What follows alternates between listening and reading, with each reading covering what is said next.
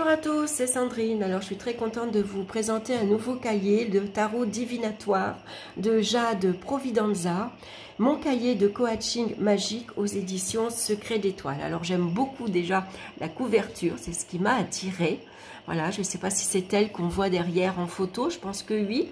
Mais j'aime beaucoup la couverture, le toucher est très doux, c'est très agréable. Et puis bien sûr, on va regarder le plus important, hein, ce qu'il y a à l'intérieur. Alors, développez votre pratique du tarot et affinez vos capacités intuitives grâce à de nombreux conseils, outils et tirages. L'espace du tirage, la purification du jeu, l'écriture intuitive, l'exploration des arcanes, le langage des cartes, correspondance et numérologie, la séance de divination, le tirage personnalisé, la bonne question. Laissez-vous guider par le coaching magique Secret d'Étoiles pour lever le voile sur votre futur. Donc je crois qu'on retrouve Secret d'Étoiles sur Instagram, il me semble. Il faudra que je regarde. Regardez, on a de très jolies illustrations, alors en noir et blanc, mais j'aime beaucoup. J'aime beaucoup l'image du jeu, là. Ça fait ancien, je trouve. Je ne sais pas qu'est-ce que c'est que ce jeu, mais j'aime beaucoup la représentation. Alors, on va avoir bien sûr un sommaire avec plusieurs chapitres et des sous-chapitres, hein, tout ce qu'on va retrouver à l'intérieur. Un avant-propos.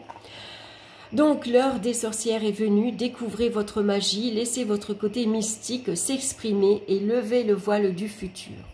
Donc, le tarot et moi. Donc là, on a comme un petit test, hein. Avant de faire le point sur le tarot divinatoire et d'éventuellement déconstruire certaines fausses croyances que vous auriez de cette pratique, entourez les 3 vérités et barrez les 3 mensonges parmi les 6 propositions suivantes. Voilà, et on a les réponses ici à l'envers.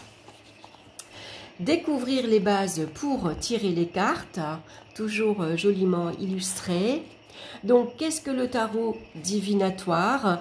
Quelle différence entre le tarot et l'oracle? Le petit lexique du tarot divinatoire avec quelques mots.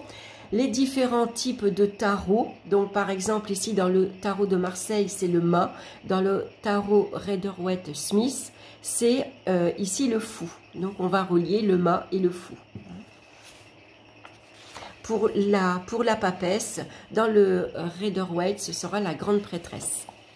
Ensuite, mes jeux de tarot.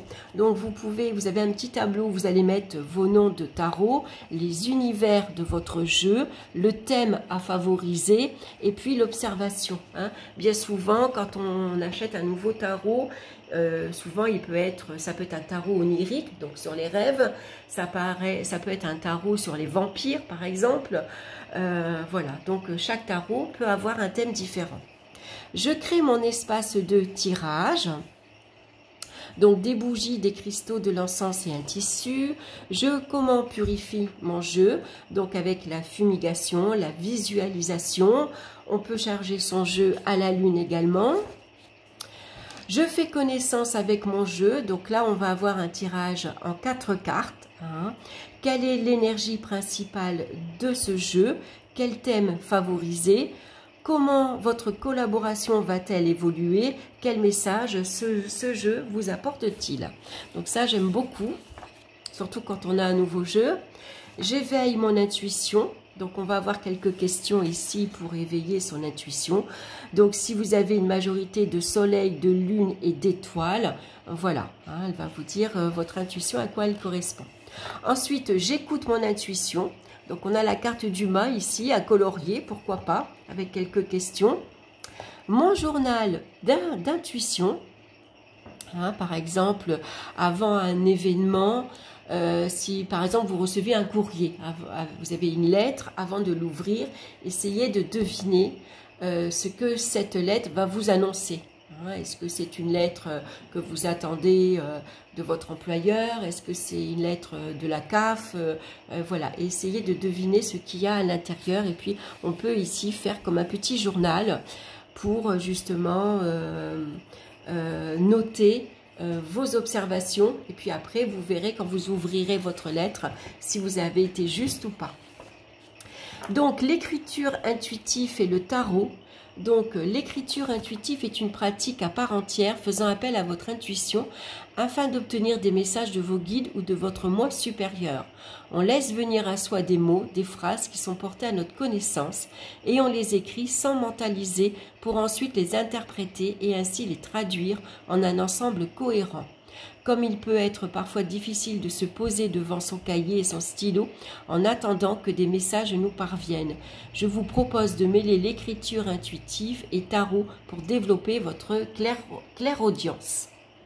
Donc ici, elle va nous expliquer comment faire. On va avoir un petit encadrement, l'entraînement. Alors ce qui est intéressant, c'est de ne pas confondre l'écriture intuitive et l'écriture automatique, qui n'est pas du tout la même chose. L'écriture automatique, c'est quand on va essayer de se connecter à une entité pour discuter avec elle. Sauf que quand on a ouvert une porte dans l'invisible, que ce soit chez soi ou ailleurs, cette porte elle reste ouverte. Donc vous pouvez connecter des entités gentilles, on va dire, comme vos parents, votre oncle, votre soeur, votre enfant, mais on laisse la porte ouverte à d'autres également. Donc c'est pour ça que parfois, quand il y a des personnes qui font de l'écriture automatique et qui ouvrent une porte sur l'invisible, bien souvent on peut avoir des manifestations dans la maison. C'est-à-dire on va avoir des bruits, on va entendre des tapements, ou alors on va avoir les plantes qui bougent toutes seules. On va avoir des courants d'air chaud ou des courants d'air froid. Voilà, on peut ressentir en tout cas des choses après chez soi. Donc ça, c'est beaucoup plus difficile à gérer. Et la porte ouverte, après, pour la refermer, c'est extrêmement difficile. Donc, il faut être très, très prudent avec l'écriture automatique. Donc, je continue ensuite. On va avoir le qui est-ce du tarot. Donc là, on va avoir 4 questions. Testez votre intuition et plus particulièrement votre capacité de clairvoyance. Étalez devant vous 5 cartes face cachée. Et ensuite, on va avoir donc différentes questions. De l'amour à la haine, il n'y a qu'une carte également. Donc vous allez désormais travailler sur votre ressenti intérieur. Ce ressenti se manifeste de manière quasi instinctive dans votre vie de tous les jours. Encore faut-il l'écouter et le suivre. Ensuite, on a le tirage de la papesse. Ensuite, on va explorer les arcanes du tarot. Donc voilà, avec toujours de jolies illustrations, j'aime beaucoup. Je décrypte les arcanes majeurs. Donc là, on va retrouver les arcanes majeurs de 1 à 22. Donc on commence par le mât avec une petite représentation. Ici, avec une petite signification, une nouvelle aventure vous attend grâce au mât. De nouveaux projets sont sur le point de commencer. Vous vous lancez dans quelque chose de nouveau, d'inattendu et d'un peu effrayant peut-être. Mais avec insouciance, vous foncez. Voilà, donc j'aime beaucoup comment elle décrit voilà, la carte, sa signification. Par contre, il n'y a pas de signification à l'envers. Il n'y a pas de contre, par exemple. Donc, il faudra peut-être aller chercher dans un autre livre. Ensuite, je m'entraîne à interpréter les arcanes majeurs, donc mes phrases de pouvoir. Donc, exemple, ici le mât, j'ose me lancer dans la merveilleuse aventure qu'est la vie. Le diable qui lui répond, je suis mes passions et mes ambitions sans en être l'esclave. Le jugement, je me libère des poids de mon passé. Voilà, donc vous allez faire des petites phrases avec les arcanes majeurs. Donc ça, c'est très intéressant. Mon tarot fiction ensuite. Le tarot et la fiction sont 2 univers très liés, même si le domaine mystique et spirituel peut paraître opposé à votre série du moment ou film préféré. Donc le blanc et le noir, en fait, le tarot est fait d'ombre et de lumière. Chaque carte révèle un aspect sombre et un aspect lumineux. Alors, je ne vous lis pas tout pour que vous ayez l'agréable surprise de découvrir la suite. Le langage de mes cartes. Afin de vous approprier votre jeu, je vous propose d'essayer de créer votre propre langage avec vos cartes. Donc ça, c'est chouette aussi. Je fais connaissance maintenant avec les arcanes mineurs. Donc, on va commencer avec la suite des coupes. Donc, qui nous parle d'émotions, de relations, de sentiments. Donc, on a les coupes de As ici au roi de coupe, avec bien sûr sa petite signification. On va retrouver la même chose pour la suite des bâtons qui nous parle de projets, de passion et d'action. La suite d'épée, c'est les défis, le processus intellectuel et les idées. et la suite de denier qui nous parle de travail, de finances et de foyer. Donc, je m'entraîne à interpréter les arcanes mineurs. Donc ça, je trouve ça très bien. Hein. Les arcanes mineurs, souvent, c'est les cartes qu'on connaît le moins parce que finalement, en tout cas pour moi, je vais parler pour moi. Moi, je me suis focalisée énormément au départ quand j'ai appris le tarot sur les 22 arcanes majeurs. Et les arcanes mineurs, j'ai commencé à les étudier 2 ans après. Hein, bon, moi je suis quelqu'un qui est longue aussi à apprendre. J'aime bien prendre mon temps pour travailler. Donc voilà, il m'a fallu du temps pour assimiler les arcanes majeurs. Et donc je me suis mis aux mineurs beaucoup plus tard. Mais après, voilà, vous faites comme vous le sentez. Donc les thématiques des 4 suites hein, dans cet encadré, la numérologie des suites, hein, donc on va retrouver la numérologie de 1 à 10, ça je trouve ça super. Hein. Ensuite je me teste, donc le film de la journée, donc là on va noter, vous allez tirer une carte et puis vous allez noter votre matinée, comment elle va se dérouler, votre après-midi ensuite, hein, avec vous avez à chaque fois quelques questions. Je rencontre les arcanes royaux autrement. Donc, les arcanes royaux sont les 4 personnages du tarot présents dans chacune des 4 suites. Ils portent des énergies et des caractéristiques en lien avec la suite dans laquelle ils se trouvent. Ces cartes peuvent être difficiles à cerner. Dans un tirage, ils peuvent représenter des personnes en lien avec votre question ou vous-même face à la situation qui vous intéresse. Afin de mieux les comprendre, je vous invite à choisir un personnage et à le confronter à un événement. Donc ça, je trouve très bien pour s'approprier les arcanes de la cour. Et c'est vrai que souvent, c'est les cartes de la cour plutôt. Et c'est vrai que c'est souvent ces cartes-là qui sont aussi difficiles à interpréter. Hein. Donc, Matoris Tam. Vous savez que l'anglais et moi, hein, ça fait 2. Voilà. J'apprends à dater les événements grâce à mon tarot. Donc, utilisez les correspondances élémentaires des suites. Donc, les bâtons correspondent à l'élément feu pourraient se référer à quelques jours. Les épées correspondant à l'élément air à quelques semaines. Les deniers correspondant à l'élément terre pourraient se référer à quelques mois. Et les coupes correspondant à l'élément eau pourraient indiquer un timing fluctuant. Donc, utilisez la numérologie des suites ensuite. Hein, donc, alternative pour les éléments des suites. On va retrouver bien sûr les signes astrologiques. Hein, donc, pour les bâtons, ce sera les signes de feu comme le lion, sagittaire et bélier. Pour les épées, les signes d'air, verseau, gémeaux, balance. Pour les deniers, les signes de terre, capricorne, taureau et vierge. Pour les coupes, ce sont les signes d'eau, poisson, cancer, scorpion. Je fais le point sur mes acquis. Donc là, on va avoir un tirage donc du pape avec bien sûr plusieurs questions. Hein, il va falloir répondre. Ensuite, lever le voile, pratiquer le tarot au quotidien. Donc, l'heure des sorcières a sonné. Il est maintenant temps de lever le voile du futur et de mener vos séances de divination. Voilà. Alors, ma séance de tirage pas à pas, donc ça c'est très bien expliqué. La bonne question, il est impératif à respecter pour poser la bonne question, prendre son temps, avoir l'esprit clair, faire simple, ne pas avoir peur de poser la mauvaise question.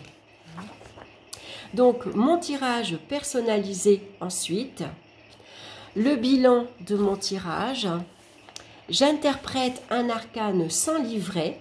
Voilà, donc ça c'est intéressant, ça va vous permettre de bien vous accaparer en fait de la carte. Hein. Voilà, vous allez noter votre propre interprétation. Donc j'associe les cartes facilement. Donc première étape, créer des phrases. Deuxième étape, observer la dynamique des cartes. Ensuite, je crée le scénario de mon tirage, avec plusieurs ici questions et plusieurs cartes. Mes pratiques divinatoires au quotidien. Donc, je vous propose 6 exercices pour pratiquer le tarot divinatoire autrement, avec amusement. Ils vous permettront de connecter votre pratique à tous les aspects de votre vie et de l'intégrer pleinement à votre quotidien. Donc, le tarot family, ici. Ensuite, on a la to-do list du tarot. la météo du jour, le tirage du matin, le choix du tarot et puis attirer une énergie avec le tarot. Ensuite, mon journal de tarot est un carnet dans lequel vous pourrez inscrire toutes vos notes autour de votre pratique pour garder une trace des informations utiles et développer vos connaissances. Voilà, donc ça c'est très intéressant de faire votre journal de tarot. Vous pouvez prendre un cahier de brouillon, vous le décorez. Surtout n'hésitez pas à vous faire un beau cahier comme vous les aimez, de remettre une belle couverture, de faire du collage, de faire du coloriage. C'est vraiment un cahier que vous allez vous approprier et comme il va être beau à vos yeux, vous allez prendre plaisir de le prendre finalement et de travailler avec. Voilà, moi j'en ai énormément, j'en ai beaucoup. Voilà, je vais vous montrer pour voir comment moi je le décore par exemple. Est-ce que ici j'en ai un sous la main, voilà, vous voyez, moi j'ai pris un cahier de brouillon, un grand cahier, je l'ai recouvert d'un joli papier. Donc ça peut être un papier de tapisserie, un papier qu'on retrouve dans des différents carnets. J'ai mis une étiquette et quand je fais mes tirages, voilà, je vais ici photocopier mes cartes. C'est comme ça que je garde ici, voilà, je garde donc une trace, voilà, je trouvais le mot, de mes tirages. Et puis j'aime beaucoup, et puis parfois j'ai des pages blanches, alors je vais faire un peu du string booking. Alors je suis pas trop douée, mais bon, j'essaye. Voilà, c'est comme je suis mon inspiration, voilà. Mais du coup, c'est mon cahier plaisir que j'ai sous les yeux et qui me plaît. C'est pour ça que c'est intéressant de faire un tirage de tarot, enfin un journal de tarot. Je donne vie à mes rêves avec mon tarot. Tout au long de ce cahier, vous avez appris à intégrer chaque arcane, à les comprendre, à tirer des prédictions de votre jeu préféré. Mais vous pouvez également manifester vos rêves grâce à vos 78 cartes. Cette pratique consiste à attirer à soi ce que l'on désire, alliant bien au-delà d'une formule magique, la manifestation passe par plusieurs étapes. Donc on va retrouver ici. Je lève le voile de mon futur. Donc là, c'est un tirage comme la roue astrologique. Sauf qu'on va rajouter 2 cartes supplémentaires, la 13 et la 14. Voilà, vous avez l'exemple. La 13, c'est la synthèse de votre année. Et la 14, un conseil pour vivre au mieux cette année à venir. Donc ça, c'est un tirage à faire, par exemple, le jour de votre anniversaire. Et sinon, au nouvel an. Pour connaître, ici, vous faites votre tirage à l'année. Et puis, un petit mot de l'autrice. Alors, passionnée par le tarot et l'univers de la sorcellerie depuis toujours, Jade Providenza est tarologue et anime des ateliers et des formations en ligne autour de l'apprentissage du tarot. Elle s'intéresse également à l'astrologie qu'elle utilise lors de ses tirages. Chez le même éditeur, Le Tarot au quotidien, Secret d'étoiles, l'Almanach des sorcières et enchanteresses 2023, ouvrage collectif édition Rustica. Et vous la retrouvez donc sur Instagram. Donc voilà, ici on a donc @sorcière.urbaine. Et dans la même collection, vous allez retrouver les 3 autres petits livres. Excusez-moi, l'éternue. Donc, à la fin, voilà. Pour retrouver ces pages, 10 règles d'or pour maîtriser l'art du tirage. 1. S'ouvrir à la magie et au mystère. Accepter d'avancer à son rythme. Prendre soin de son énergie. Continuer d'apprendre. Comprendre que l'avenir n'est jamais fixe. S'exercer encore et encore. Écouter son intuition. Prendre confiance en sa nature mystique. Créer ses propres rituels. S'amuser avec ses cartes. Voilà, je trouve que c'est 10 belles règles d'or pour maîtriser l'art du tirage. Voilà, en tout cas pour ce tarot divinatoire, pour ce cahier que je trouve très intéressant. J'ai pas les 3 autres, mais je vais me faire un plaisir de me les offrir. Je ne sais pas quand, mais quand je pourrai, en tout cas. Et puis, bien sûr, ce sera avec un réel plaisir que je vous les présenterai. Voilà, ben écoutez, j'espère que ça vous aura plu. Ça vous aura peut-être donné, vous aussi, envie d'avoir ce cahier. Alors il est super intéressant pour ceux qui connaissent le tarot, bien sûr, hein. Ça complémente votre savoir, vos acquis. Et puis pour ceux qui connaissent pas, ben, c'est un cahier très bien pour découvrir le tarot. Voilà, il est très bien étudié, il est très bien fait.